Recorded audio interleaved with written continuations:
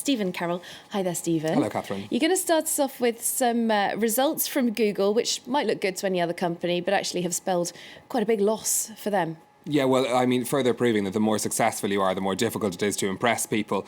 Profits and revenues both rose at Google in the first 3 months of this year, but investors took fright as the amount of money that Google makes per ad fell compared to last year. Shares in the internet giant fell some 3% in after-hours trading, wiping billions off the value of the company. Catherine Clifford has the story. After the closing bell, disappointment from Google. Revenues were up $15.4 billion and profits rose 3%. But investors had expected more. Cost per click fell by 9%. It's Google's most basic way of making money each time a user clicks on an advertised link. More and more people are using smart devices to browse content, and advertisers generally pay less for a small screen platform than for a larger desktop one. However, it's a small blip necessary before a bigger leap, according to their chief business officer.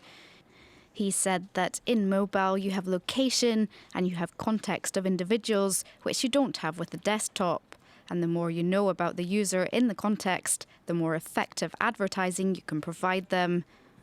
Google's been branching out into physical products, for example with its Google Glass smart spectacles. It's recently invested $3.2 billion in home technology maker Nest Labs, and it's snapped up drone manufacturer Titan Aerospace. Taking on new ventures whilst backing out of failed ones, Google's selling Motorola for almost $10 billion less than it bought it for. Despite these ventures, advertising remains the real driving force behind profits, so investors hope to see cost per click get quickly back on its feet. Well, that news from Google not helping things in the technology sector in general. Of course, there's been this fright in recent weeks from technology companies as we've seen fears of a tech bubble impacting on shares. Google, as I said, down 3% that after-hours trading, but also there was a knock-on effect for other companies, including Facebook and Netflix, that saw their shares fall in after-hours trading, perhaps taking fright on those results from Google. The rumblings in the technology sector not helping things over in Asia either. We saw the Nikkei in Tokyo closing just flat, in fact, but there had been falls earlier in the day driven down by technology and telecoms sectors, and a fairly, in fact, unimpressive picture across the rest of the Asian markets too. And we have seen these tech bubbles burst before, haven't we? We're going to stay with technology and look to China's version of Twitter, Weibo. Yes, Weibo has raised $285 million in its stock market debut in New York. The microblogging service had priced its shares at $17 a piece, which is the lower end of expectations, perhaps in response to those recent jitters in the tech industry. It sold almost 17 million shares, valuing the business at $3.8 billion. Profits at IBM slumped by more than a fifth in the first 3 months of this year. The world's largest technology services company saw the biggest falls in its hardware division, hurt by the slowdown in China. The company's in the process of selling off its low-end server business to China's Lenovo as it tries to shift its business towards software and services. And the maker of Remy Martin brandy has issued a profit warning after its sales plummeted in China. Remy Cointreau says the figures are down by almost a third in the last 3 months and by 20% for the whole year. The company now expects its earnings to be 1/5 lower than expected for this financial year. All right, back here in France, everyone has, of course, been very preoccupied for quite a long time now, Stephen, with the economy, things not seeming to get much better for quite a long time. The Prime Minister, Manuel Valls, making some big announcements about spending cuts yesterday. Yes, we had been expecting details of these 50 billion euros worth of cuts the French government has to make by 2017. Manuel Valls, the new Prime Minister, gave us some details in a speech, or a press conference rather, he gave yesterday. 21 billion euros of that will come from pensions, social care and health care. Most social welfare payments, except those affecting those on the lowest incomes, will be frozen until October of next year. Public sector salaries are also set to be frozen until 2017. Now this, as the government has said, that it will bring down the budget deficit below 3% next year, the target set by the European Union. We've been hearing from the French Finance Minister Michel Sapin on French radio this morning. He says they have got an agreement from their European partners for a slower pace of cuts, but they'll still keep their promises when it comes to the deficits. We'll be interested to see what details emerge from that. Okay, finally now, one of the biggest mobile games. I've managed to resist its lure so far, no matter how many people I see on the metro playing it. Candy Crush, it's making its way to China. Yeah, a whole new batch of fans perhaps going to be added to the craze that is Candy Crush. The Chinese tech giant Tencent says it's going to make the game available to its 225 million users of its social networks.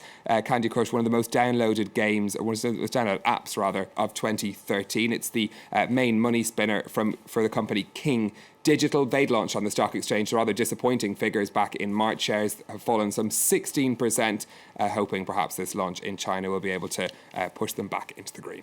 Everyone I know who plays it says it's utterly addictive. So I've managed to resist too, so I think the longer that we can, the better. I think they're assured success in China, though. Thanks very much, Stephen Carroll there with the business news. We're going to move on to taking a look at what's making waves online in web news. A bomb blast in the capital, Abuja, on Monday that left dozens dead, and the kidnapping of more than 100 schoolgirls in Nigeria's northeastern Borno state on Tuesday. There has been no claim of responsibility for the two successive terrorist attacks so far, although authorities blame Islamist terror group Boko Haram. This fresh outbreak of violence has become a popular topic for discussion on social networks. Hundreds of Nigerians have taken to Twitter reacting to these tragic events under the Abuja bomb blast and Borno girls hashtags, with messages of solidarity and condolence for victims and their loved ones. They're also calling for calm, saying the current situation is extremely alarming. Some are urging the authorities to declare a state of emergency. And while many feel powerless to do anything about the violence in Nigeria, a growing number of web users are putting forward suggestions, trying to find ways of tackling terrorism. They've been posting under the Citizen Solution to End Terrorism hashtag with their thoughts on what the country should do. Implement a network of surveillance cameras in big cities, for example, or set up a citizen militia tasked with assisting Nigeria's security services.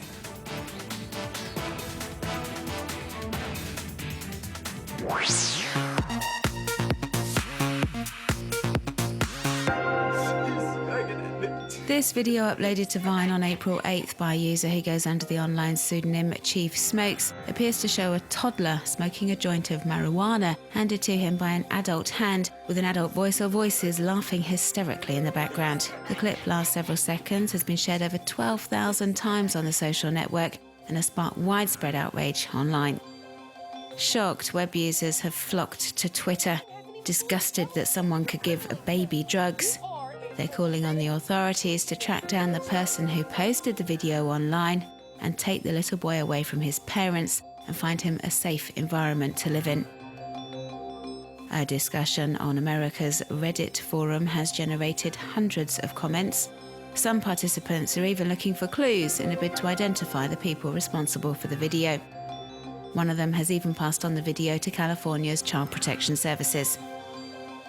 And this isn't the first time a video of this nature has appeared on the web. Back in 2010, a woman from Ohio posted a video of her daughter smoking pot, as did another American mother in March 2013. The story ignited a firestorm of controversy at the time, and the women responsible were arrested and their children were taken into care.